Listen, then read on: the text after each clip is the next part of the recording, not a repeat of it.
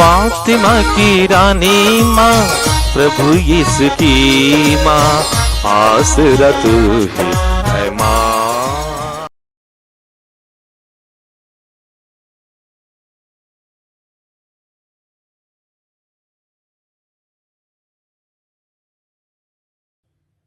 पहला पाठ प्रवक्ता ग्रंथ अध्याय 1 पद संख्याएं 1 से 10 तक। समस्त प्रज्ञा प्रभु से उत्पन्न होती है, वह सदा उसके पास विद्यमान है। समुद्र तट के बालुकन, वर्षा की बूंदें और अनंत काल के दिन कौन गिन सकता है? आकाश की ऊंचाई, पृथ्वी का विस्तार और अगाध गर्त की गहराई कौन नाप सकता है? सबसे पहले प्रज्ञा की सृष्टि हुई थी। विवेकपूर्ण बुद्धि अनादि काल से बनी हुई है। प्रज्ञा का स्रोत है स्वर्ग में ईश्वर का शब्द। प्रज्ञा का मार्ग है शाश्वत आदेश।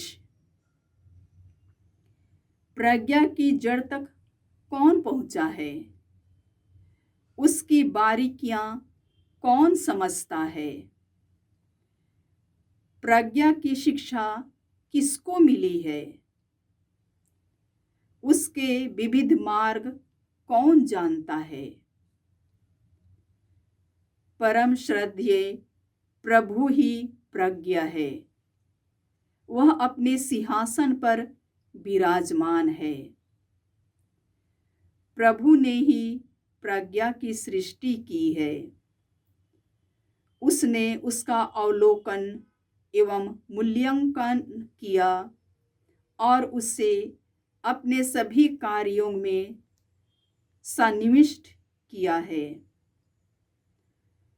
उसने उससे अपनी उदारता के अनुरूप सब प्राणियों को और अपने भक्तों को प्रचुर मात्रा में प्रदान किया है। प्रभु की वाणी। ईश्वर को धन्यवाद। भजन अनुवाक्य। प्रभु प्रताप से विभूषित होकर राज्य करता है। प्रभु प्रताप से विभूषित होकर राज्य करता है। प्रभु प्रताप से विभूषित होकर राज्य करता है। उसने सामर्थ्य धारण कर लिया है। अनुवाक्य। प्रभु प्रताप से विभूषित होकर राज्य करता है। प्रभु प्रताप से विभूषित होकर राज्य करता है। तूने पृथ्वी को सुदृढ़ और सुस्थिर बनाया है। तेरा सिंहासन प्रारंभ से ही सुदृढ़ है। हे प्रभु, तू अनादि काल से विद्यमान है। अनुवाक्य। प्रभु प्रताप से विभूषित होकर राज्य करता है। प्रभु प्रताप से विभूषित होकर राज्य करता है। हे प्रभु, तेरे आदेश अपरिवर्तनीय हैं। तेरे मंदिर की पवित्रता अनंत काल तक बनी रहेगी। अनुवाक्य। प्रभु प्रताप से विभूषित होकर राज्य करता है। प्रभु प्रताप से विभूषित होकर राज्य करता है। जय घोष। alleluia। हमारे मुक्तिदाता और मसीह ने मृत्यु का विनाश किया और अपने सुसमाचार द्वारा अमर जीवन को आलोकित किया। alleluia। प्रभु आप लोगों के साथ हो और आपकी आत्मा के साथ। संत मार्कुस के अनुसार प्रभु यीशु ख्रिस्त का पवित्र सुसमाचार। हे प्रभु, तेरी महिमा हो। अध्याय 9 पद संख्याएं 14 से 29। जब यीशु पहाड़ से उतरकर शिष्यों के पास लौटे तो उन्होंने देखा कि बहुत से लोग उनके चारों ओर इकट्ठे हो गए हैं और कुछ शास्त्री उनसे विवाद कर रहे हैं। यीशु को देखते ही लोग अचंभे में पड़ गए और दौड़ते हुए आकर उन्हें प्रणाम करने लगे। यीशु ने उनसे पूछा, तुम लोग उनके साथ क्या विवाद कर रहे हो? भीड़ में से एक ने उत्तर दिया, गुरुवर, मैं अपने बेटे को जो एक गूंगे अपदूत के वश में है आग के पास ले आया हूं।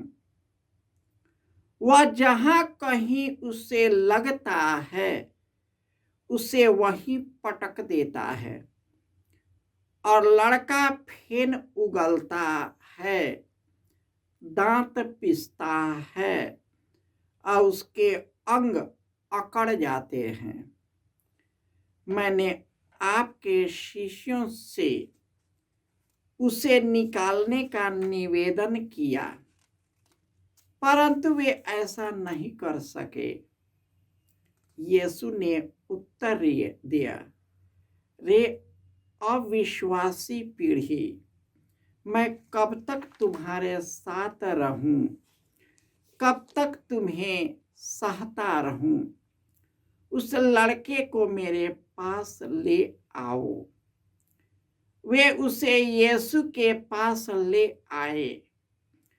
यीशु को देखते ही अपदूत ने लड़के को मरोड़ दिया। लड़का गिर गया और फेन उगलता हुआ भूमि पर लौटने लगा। यीशु ने उसके पिता से पूछा, इसे कब से ऐसा हो जाया करता है? उसने उत्तर दिया, बचपन से ही। अपदूत ने इसका विनाश करने के लिए इसे बार बार आग अथवा पानी में डाल दिया है। यदि आप कुछ कर सके तो हम पर तरस खाकर हमारी सहायता कीजिए। यीशु ने उससे कहा, यदि आप कुछ कर सके, विश्वास करने वाले के लिए सब कुछ संभव है।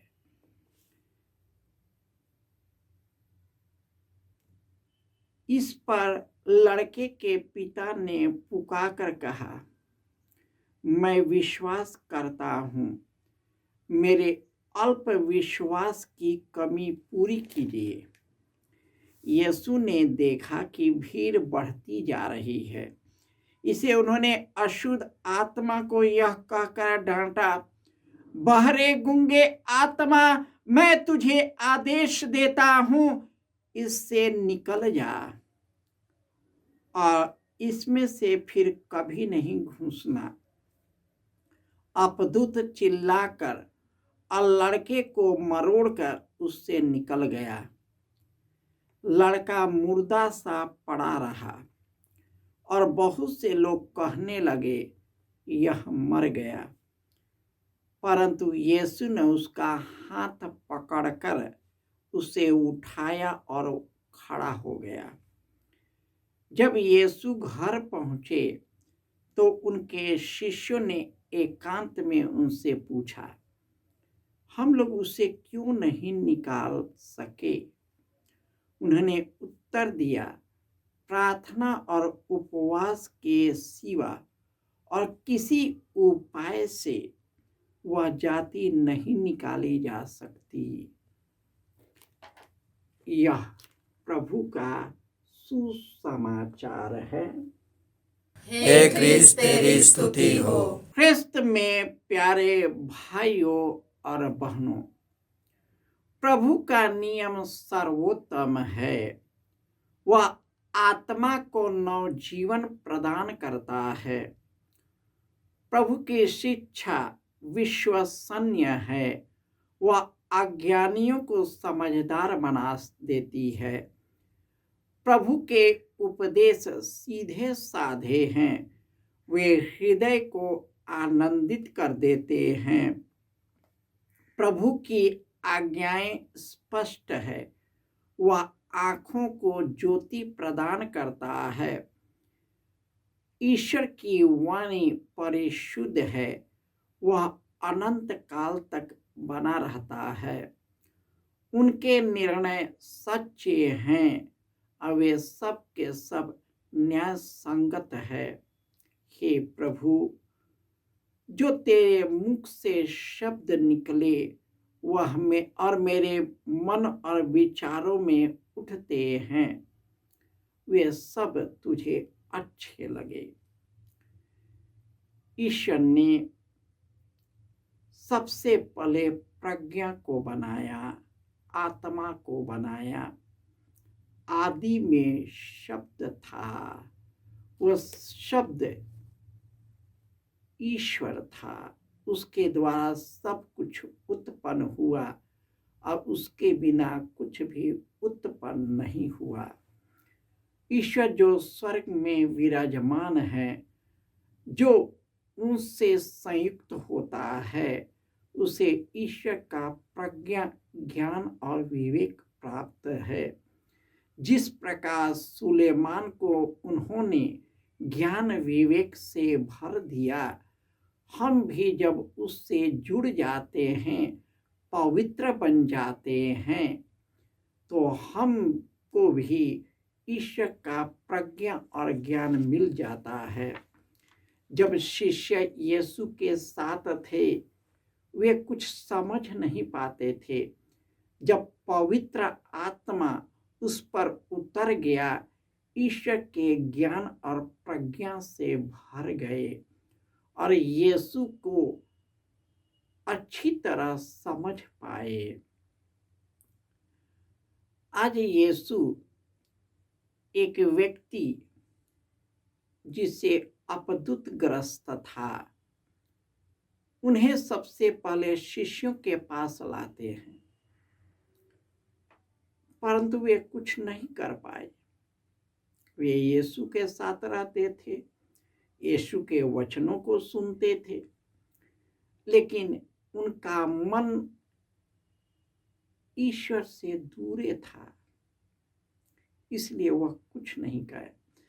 प्रार्थना में हम ईश्वर से एक होते हैं। जब हम ईश्वर में एक हो जाते हैं, हम एक नई आत्मा बन जाते हैं और ईश्वर खुद हमारे और आपके द्वारा महान महान कार्य करने लगता है। उनके शिष्य नहीं कर पाए।